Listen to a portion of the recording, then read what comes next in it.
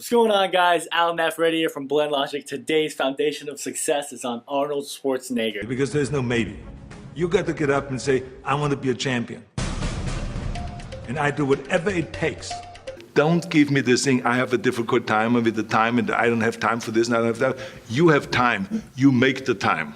He is a 7-time Mr. Olympia bodybuilder, went on to become a famous actor and then politician. And today is my takes on his foundations of success. And my personal favorite, number 4, develop your hunger. Be sure to check that out, guys. Enjoy.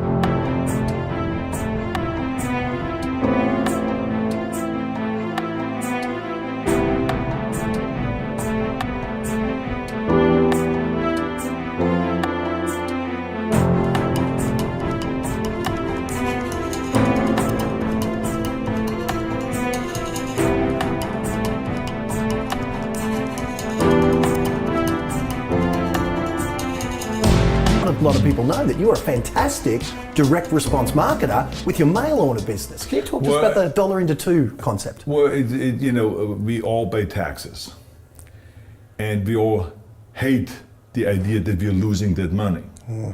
But there's a difference between hating that you lose that money and hating to pay taxes.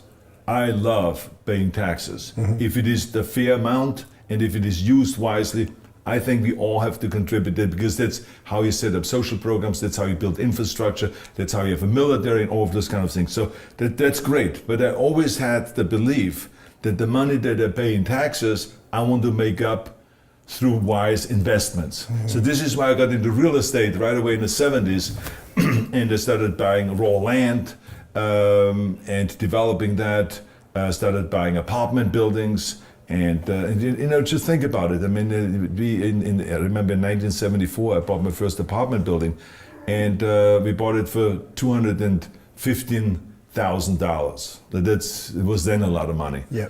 And I put only down like maybe $35,000, $37,000. But within 2 years, that apartment building was worth, instead of the $350,000, and I sold it. So imagine now how much gain there was, right? I mean, so we made hundreds of percent on my initial investment. So that's what I'm talking about. So it takes thoughts and ideas can make much more money than actual physical labor. And physical labor is always part of the action, because I always say you got to work your ass off no matter what you do, because now you have a great idea, but then you still have to implement it, and you have to hustle, you have to go to the bank, get your financial statement, do this and that, and raise money sometimes, and you go and look at 1,000 apartment buildings to find the right one, and all of those kind of things. So you still have to work. But normally, if it's just physical labor, you can never make the money then you can make when you have ideas. So this is why it's important. I always tell people, I say, the secret is there's certain times, don't think. Like when you get up in the morning, don't think. Just roll out of bed, go in your life cycle, or go on a bicycle ride, or go to the gym, work out. You know that's what you have to do. And then read something and learn something. So don't even think about it.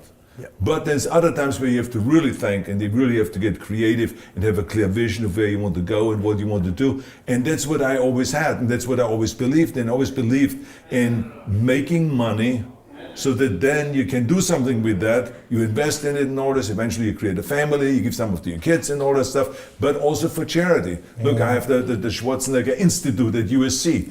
So we have to raise money all the time and make money to pay for that and to support that. We have the R20, the environmental organization. Well, any organization and any idea is great, but if you don't have the money, you can implement anything. And so this is why it is important that if it's an environmental organization, or if it is my after-school programs that are nationwide, where we raise millions and millions of dollars every year, or if it is just, living in a great mansion or driving a nice Bentley and a Bugatti, this kind of things, it takes money to do all this kind of stuff. So therefore, I believe in making $1 into 2 and having a good time when I pay my taxes. So when someone says, Arnold, I say, we have bad news.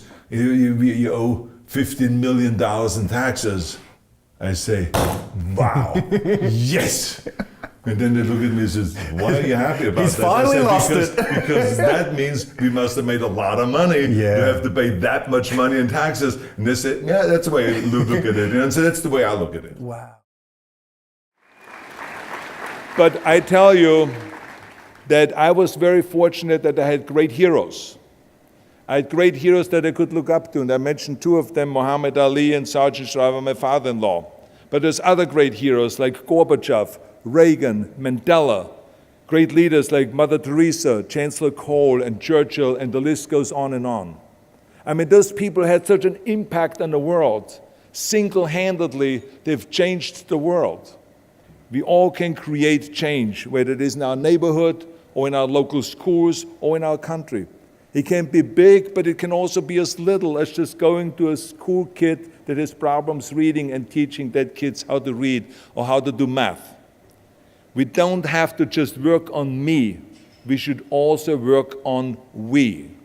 Not just me, but also we. Remember that. To lead a truly full life, you must give back. You must leave the world a better place than you found it. Because the bottom line is, it is up to us.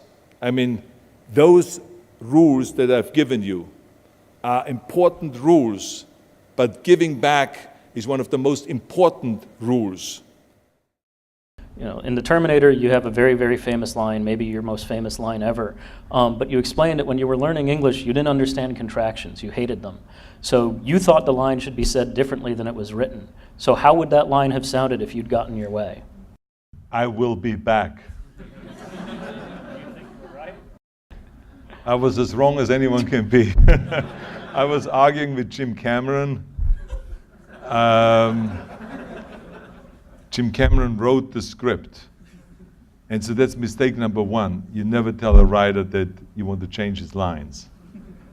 And we had that battle. When we shot the scene, I said, look, I just think it sounds funny when I say, I'll be back.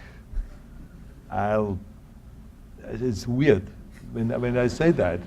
And he said to me, he says, look, Arnold, let's shoot it 10 different ways. Let's not get hung up, should you say it or not, because you are going to say it. Because I wrote it. And I don't tell you how to act, and you don't tell me how to write. So let's just move forward. Let's just shoot it 10 different ways. You know, so that's how Jim and I always talk, kind of straightforward. And we shot it 10 different ways. Close-ups, medium shots, long shots, zoom-in shots, and everything you can think of. And you know, by the time I did say it like 50 times, with all the different takes and shots, it sounded right to me. It sounded strong to me because I just didn't feel like it was strong enough and machine-like enough. And in the end, you know, when I saw it in the film, I was happy that he convinced me to say it that way. And when you say a line like that, you never know if that's the line that becomes the most famous line in the movie history. And it just was voted as #1 line in movie history. You don't know that. I didn't even know it was any special at all. Only when I promoted the film, and I remember I was in New York, and I had people coming up to me on the street and saying to me, says, say it. And I said, say what? They say, the line from Terminator. And I said, which one? Oh, come on, you know, I'll be back line. I said, okay, I'll be back. No, just the way you say it in the movie.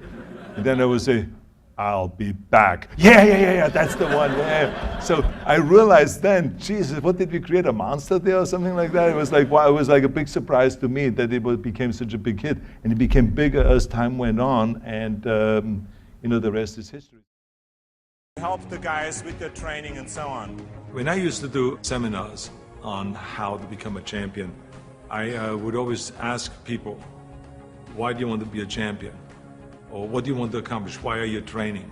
And they will, if a guy will get up and he would say, well, I want to train because I think that if I get muscular and you know, I feel like I'm getting the kind of definition, then I maybe can enter a bodybuilding competition.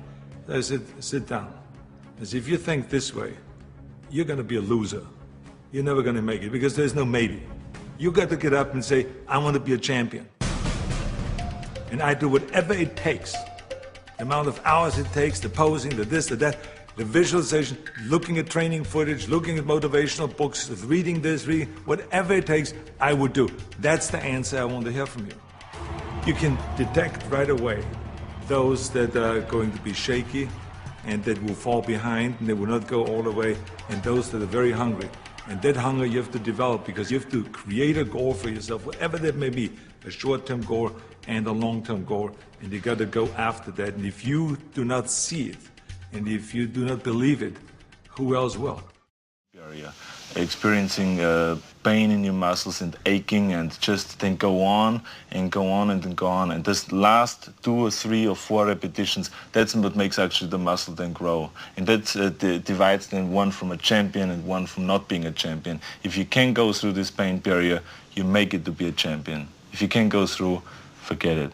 And that's where most people lack, is on this, having the guts to go in and just say, I go through and I don't care what happens. You know, it aches, and if I fall down, I have no fear of fainting in a gym, because I know it could happen. I threw up many times while I was working out, but it doesn't matter, because it's all worth it. Look, everyone has a problem with time, but the day has 24 hours, and we sleep 6. Now, I know there's some out there that say, whoa, I need 8. Well, I say just sleep a little faster, because the bottom line is we have 6 hours of sleep, 24 hours are available, so you have 18 hours now available to your work, your family, your hobbies, and also to learn something new or to do something new, which could easily be that you want to learn a new language, or that you want to read as a New Year's resolution, I have to read a book every week, or you say, I'm going to go and reshape my body. So you're going to go and take this hour out of your schedule and say, I'm going to train an hour every day.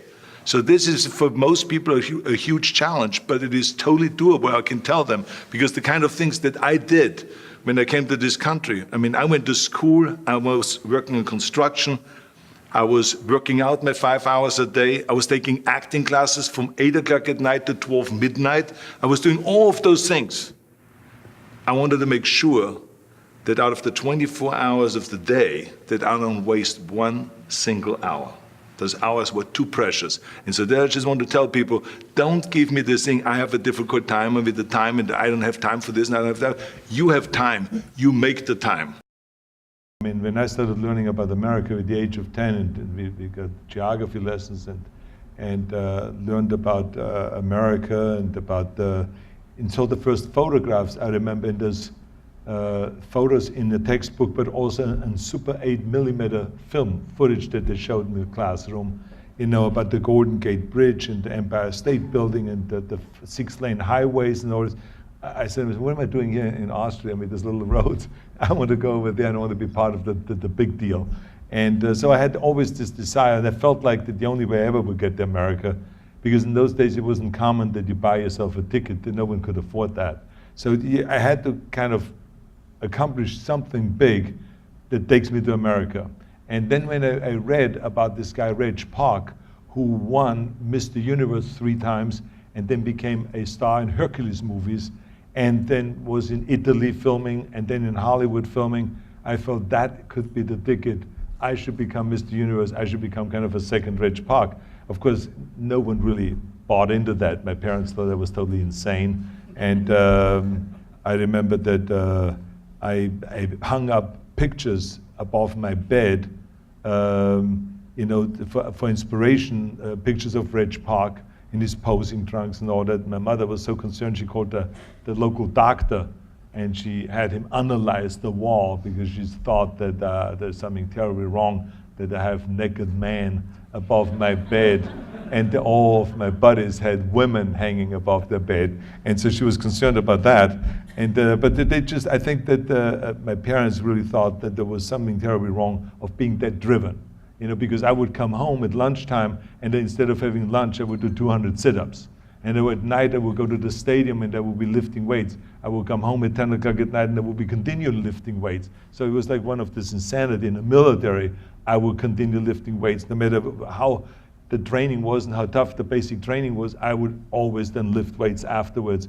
And as a tank driver, I would have on the side of the tank in the toolbox, I would have my weights, my barbells, and my dumbbells, and my exercise bench and everything there, in order to be, at any given time, if we stopped driving the tank and maneuvers, at 2 in the morning, I would be able to pull out my weights and again lift for 2 hours my weights. So I was really a fanatic about the whole thing. But it's the only way you really get where the way I succeeded, because I became at the age of 20 the youngest Mr. Universe in London in the history of bodybuilding, because the youngest before then was Reg Park, the guy I was talking about, with the age of 24. But I became the youngest with 20, but it was because I was like so serious about the whole thing. And it worked. With the age of 21, after I won my second Mr. Universe title, I got an invitation from Joe Weider, who was the publisher of all the muscle magazines in America, and also the person that had the biggest warehouses of weight training equipment and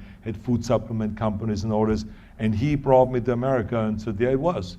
I mean, 6 years after my dream started, I was in America. I think it's the most important thing that we have a very clear vision of where we go, a goal, where do we go? Because you can have the best ship in the world, you can have the best cruise liner, but if the captain does not know where to go, that ship will drift around the world and out there at sea and will never end up anywhere.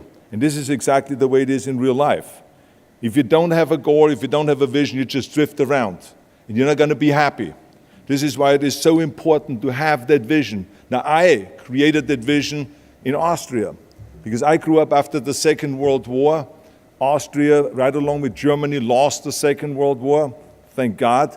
And the problem was that everyone was so depressed because they lost the war that there was alcoholism everywhere. There was, of course, depression. There was a terrible economic situation. There was famine. There was starvation and all of those things. And also it was kind of a little place and narrow. I felt I wanted to get out of there. I wanted to escape. And I couldn't see myself really to work there and to stay there, to work in a factory or to work on a farm, or to even to follow my father's footsteps and to become a police officer. I couldn't see that either. As a matter of fact, that's what my parents wanted me to do. They wanted me to become a police officer and to marry a girl by the name of Heidi and to have a bunch of children and to run around like the Von Trapp family in The Sound of Music. But that's not what I saw. This was the vision of my parents, but not mine. And luckily, one day in school, I watched a documentary about America. And I found myself, I knew exactly that is where I wanted to end up. I wanted to be in America. You had an early meeting with Dino De Laurentiis and it didn't go so well. Well, that was different because Dino De Laurentiis had an office and he wanted me to be in Dog Savage. And he wanted me to play the villain in Dog Savage. And I walked in, and I always kind of, have a mouth that sometimes goes a little bit too fast. And I step on myself. I walked into the office and I saw Dino standing behind his desk. And there was this huge desk, ornate with gold and kind of like French looking or Italian looking, I don't know what, but it was gigantic. It was one of those partner desks, right? And Dino, the only thing that stood out was kind of his chest and his head, because he's a little guy. Dino is a really short guy. So I looked in, I walked in his office and I looked in and I says, "Hi, Dino, why does a little guy like you need such a big desk?" And to Dino De Laurentiis, you never say you're little, right? Because he saw himself as a giant. So he looked at me and he says, Schwarzenegger, you have an accent. I cannot use you. And I said, again, stupidly, who is talking about having an accent? I mean, look, listen to you. You're a Nazi. And he walked away because I had a German accent. So that was the end of that. So I left the office and my agent came up to me, grabbed me really forcefully by my arm, and he said to me, he says, "I've been an agent for 15 years. This meeting was exactly 1 minute and 14 seconds. It was the shortest meeting we've ever had. You just fucked everything up. God damn it, it took me months to get in here." So he was mad at me also. So anyway, so that's how the relationship started with Dino. But then when he bought Conan, he came to Spain where we were shooting, and the third day of filming, after he saw the dailies, the footage that we filmed, he came up to me and he said, "Schwarzenegger, you are Conan." And he walked off. And Milius came to me, the director, and he says, this is the greatest compliment that you can ever get. He said, you're Conan. Isn't that great? And I said, yeah, I guess so. And from that point on, we created this really great relationship, and we did movies together, and Raw Deal, and then Red Sonja, and Conan the Destroyer, and Conan the Barbarian. And he became kind of like a father figure. He became kind of the Reg Park that I had in a bodybuilding world in Joe Weider. He became that character in the movie world that I could go to for anything, who would give me advice, who always had wonderful compliments, and kind of took me in as part of his family. And so that's why I always will miss him very dearly after he passed away. I hope you guys enjoyed Arnold's FOS, Foundations of Success. The reason I put this stuff out there is because I just want to motivate you guys, show you guys that, as Mandela has said, it seems impossible until it's done. There are plenty before you, and there are more people to come who will accomplish great things, and I want you guys to be part of it. I want you guys to be the story that is inspiring, those around you in your circle of influence. And if you can be that person, then you can, clean up, brighten your corner of the world. That's what I hope to accomplish with this and to create with the series, that you guys are going to be motivated to learn from the greats before us and really step and pursue your dreams. If you want it, you can have it. Okay, like before I did any of Blendlogic, I was doing Fest. I was trying to, make Augusta, Georgia happen, and I'm still working on that. Still working on Atlanta, Georgia. But it's like this stuff. I try to stay inspired, work harder, bet on yourself. Hey, that stuff in the background you see, it's all for you guys and for my clients and for myself. And all this stuff is for execution. And I was talking about in the video I'll link in the card. There should be a pop-up that appears here. I talk about taxes and what Arnold's thought process on that you just watched, and then I go into more detail on that subject. And there's things that I want you guys taking away from Foundations of Success and finding your own story, creating your own story of how you can take Arnold's foundations and start taking it brick by brick. Like, what's your foundation? What is going to be the foundations of success for you, like years in the future, when someone looks at your story and breaks down why you made it. All right, guys. Alan, I wish all you guys the best, and until the next one, guys. Peace.